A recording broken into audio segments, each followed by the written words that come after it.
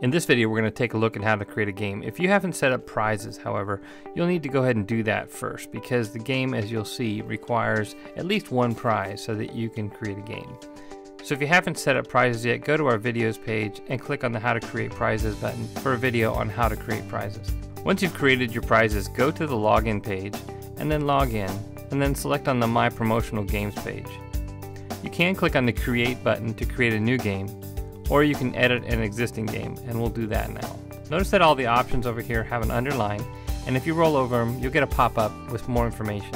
At the making of this video, the scratch-off game is the only game actually available. You will see that there is a spin-to-win game located there.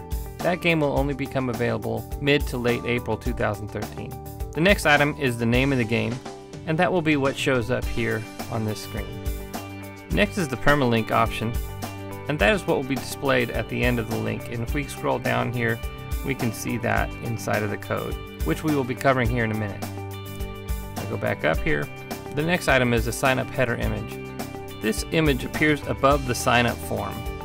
This image is added above the form, and it gives you the ability to dress up this part of the game since it is a little dry, and also it gives you the ability to encourage people to sign up. Maybe you're going to incentivize them somehow, or you can tell them what they can win, or whatever that you might want to do with this in order to both make it fit within your design and also encourage people to continue on through the process of signing up in order to play the game.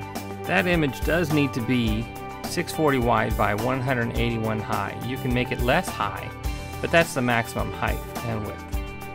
The next item is the custom cover image, and what this is the image that appears that you are going to scratch off each time. Now below this you can see we have themes, and we're currently using a theme, but this would override a theme. So if you put in a custom cover image, it would no longer be using the theme cover image. Again, we're using the balloon theme here, so if we go into the game, if I click and remove that, this is the cover image right here. So if you want to theme it more for your products or services, you can change this image to be whatever you want. The size of the custom cover image is 600 by 450. If you're not going to use custom cover art, you can select one of the pre-built image themes.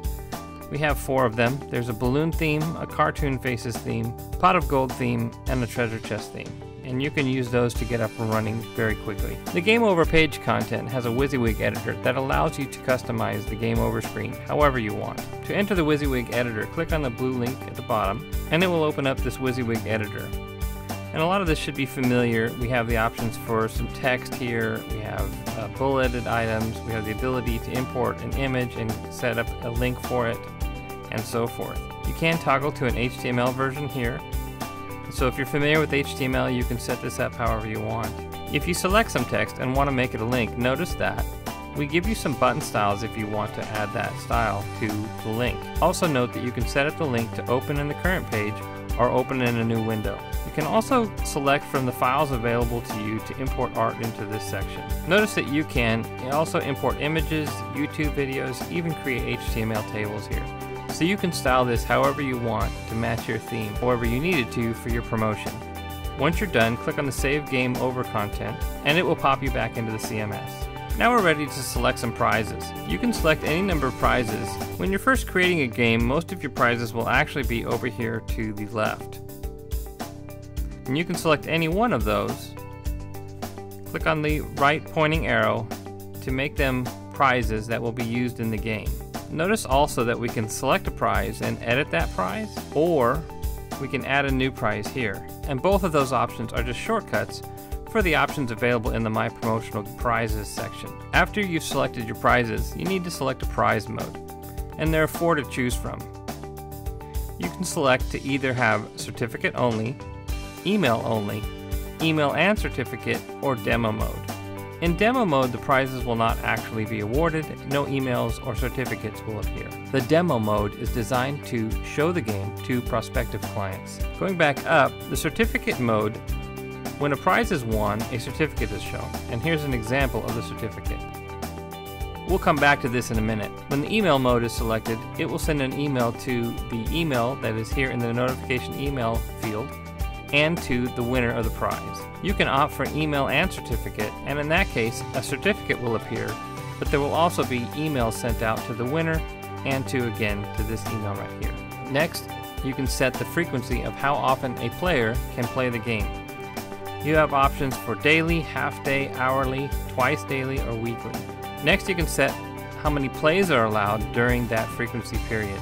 In other words, if plays allowed is set to 5 and frequency is set to daily, a player can play 5 times daily. The power plays allowed is how many power plays a player can use within the frequency setting. So if power plays allowed is set to 5, a player can use 5 power plays a day.